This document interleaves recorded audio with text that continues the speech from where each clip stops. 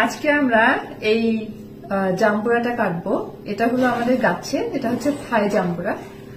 আসলে এই জাম্বুরাগুলো কিন্তু অনেক বড় হয়, জাম্বুরাটা কিন্তু বেশ বড়। তবে এই গাছটা এখন অনেক ছোট, যদিও অনেক ফল এসেছিল, তবে গাছটি ছোট বিধায় আমরা এই একটা ফলই মাত্র রেখেছিলাম। তো সেই ফলটা আজকে আমরা হারভেস্ট করেছি এবং দেখবো আসলে ভিতরটা কেমন। তো আপনারা আমাদের সাথে থাকেন।